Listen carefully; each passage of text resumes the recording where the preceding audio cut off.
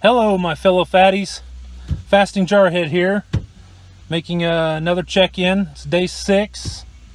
Day 6 on the snake juice motivation diet, basically fasting. So yeah, I haven't had any food in 6 days. Pretty crazy.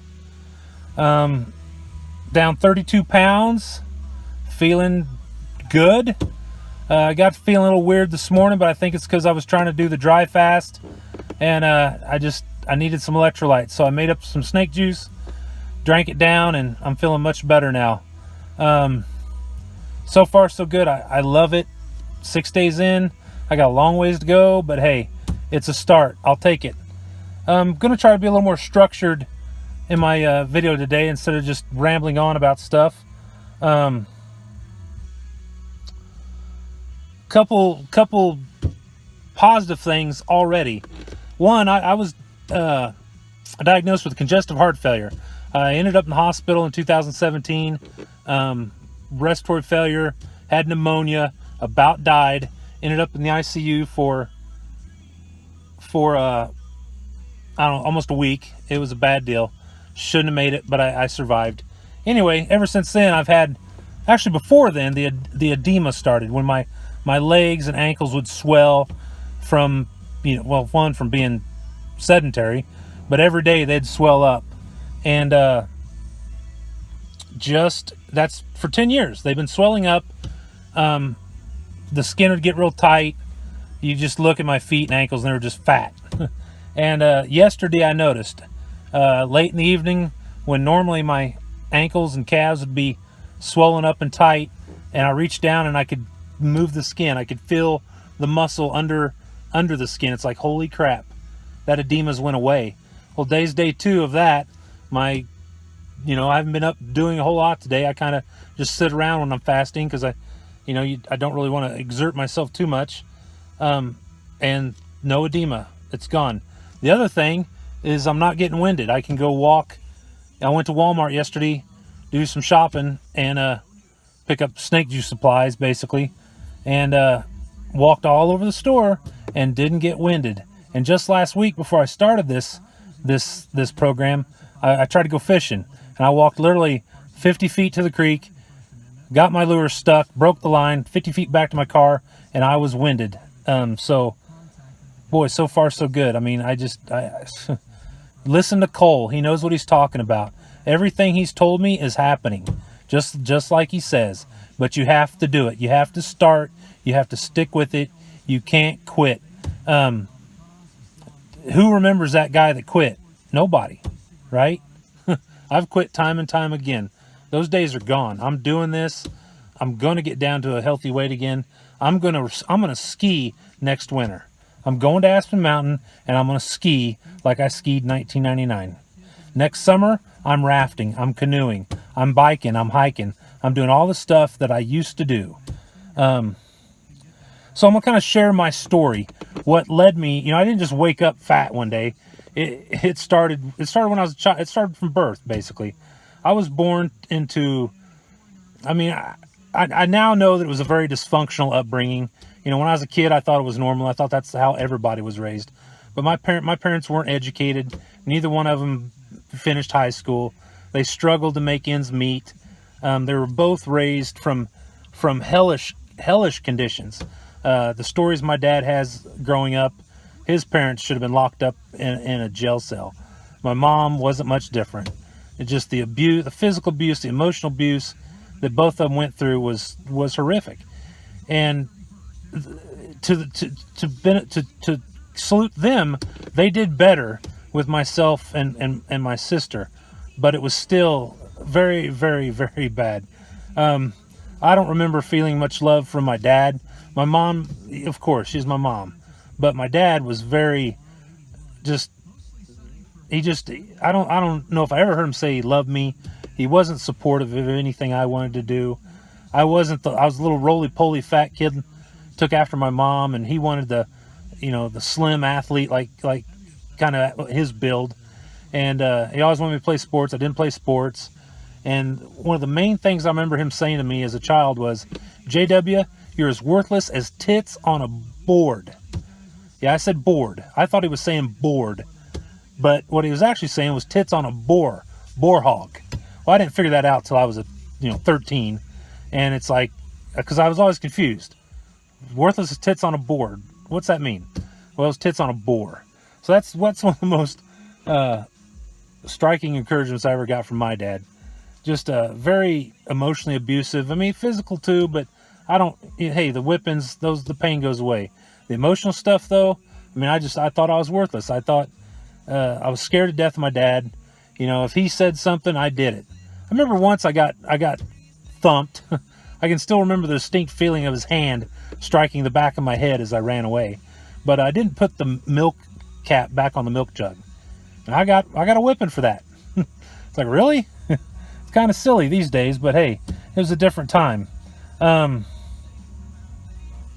So yeah, no self-esteem, bullied all through, grade school, junior high school, buffalo rump, fat ass. I mean, all the bad names kids could call you, they called me. Lunch money stolen, you name it, it happened. I hated going to school as a kid. Hated it. Fast forward junior high, I was so fat that into high school and junior high, all I ever wore was camouflage fatigue pants. Well, of course, the kids would just harass me. Yeah, I can't see your legs. Why do you only wear those? Because you can't wear jeans? I mean, kids are just brutal.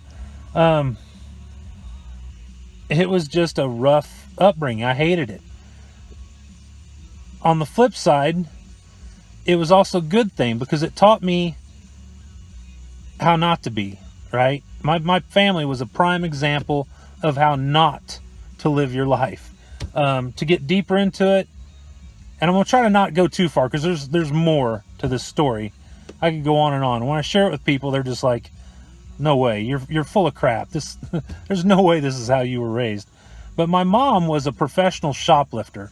We lived in Kansas City, and granted, we had everything we wanted. We were fed, we had food, we had toys, but everything was stolen. She literally had special clothes that were with elastic waistbands, pockets on the inside, that she could walk into a store, and she walked out looking 9 months pregnant. Dolgens in Kansas City. If you're from the Kansas City area, you know about Dolgens.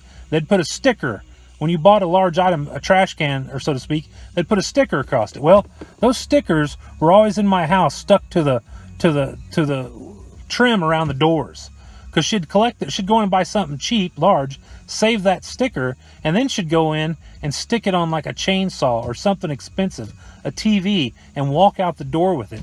She would buy a trash can and fill it full of cigarettes. And then back in that day, that's when they typed everything up. You didn't have to scan nothing, and they weren't on to the whole shoplifting stuff, so they would just charge her for a $9 plastic trash can that was full of freaking cigarettes.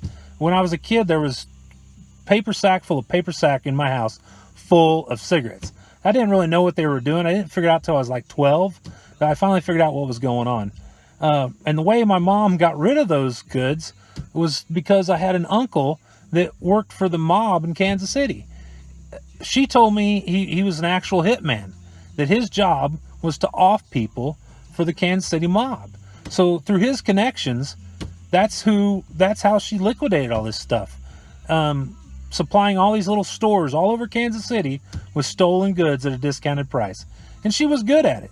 I remember one time, I still got the Polaroid somewhere, they laid down $50,000 in cash and took pictures of it. So monetary wise, yeah, I always had the latest computer, the latest games, but what I didn't have was loving and supporting parents. And I'd have traded it all in a minute for loving and supportive parents. They'd let me stay at my uncle's house. I'd go to my Uncle Gene's house and stay 2 weeks in the summer. And he wouldn't go to bed. I remember him distinctly. He'd sit up at the dining room table all night long, smoking his cigars, drinking his Miller Lite beer. And then he'd go to bed when my Aunt Irene got up in the morning. Well, I didn't realize it at the time, but he was watching out. He'd sit there with all the lights off. He was just watching the house, making sure nobody hit him. And then in the morning, Aunt Irene would get up, he'd go to bed. Now, as an adult, I'm like, what kind of a parent would let your kids go stay at a freaking mob hitman's house. But in the end, he was one of my favorite uncles. I always enjoyed hanging out there. Would go shoot pigeons in the barn. He was, he was always nice to me. He wasn't mean to me. He was a great guy. And actually, in 1985, I think, he went away for constructing an explosive device. If you don't believe me, you can Google this. Google, I think it's the U.S. government versus Eugene Shepard in Kansas City. He got busted for constructing an explosive device.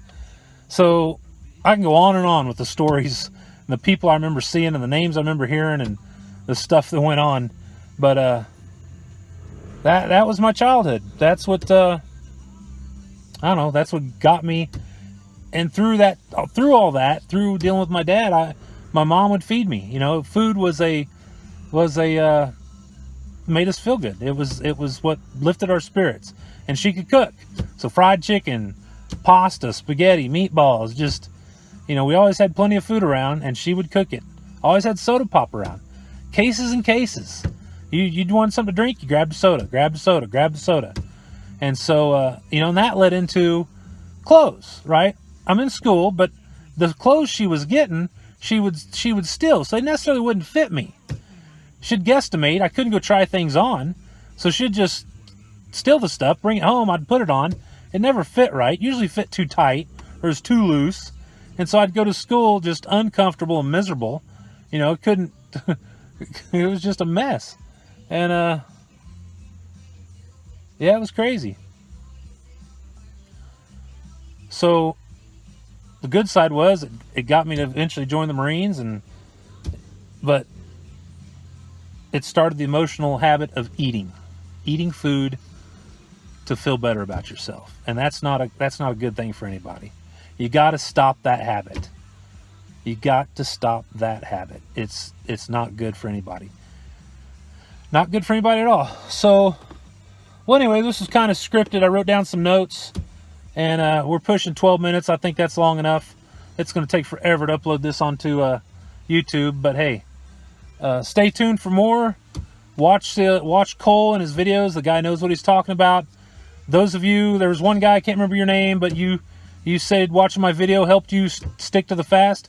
Hey, awesome. I love to hear that. It makes me feel good to be helping somebody else. Others motivate me. I start getting down, I go watch videos. People that are doing this, that are struggling, and it motivates me. So same thing. You get down, go watch videos. Somebody else out there has it worse. I promise you. I'm 500 and some. Somebody out there's 800 and some, and he's dying to lose that weight. So just keep stepping. Don't quit. Stick with it. The food's the easy part. You get 5 days in, you're gonna see. I'm not hungry. I'm not hungry at all. Would I like to go eat something? Sure, but I'm not dying for it. All right, guys, I'm out of here. See y'all later. Look forward to checking in next time. FastingJarhead out. See ya.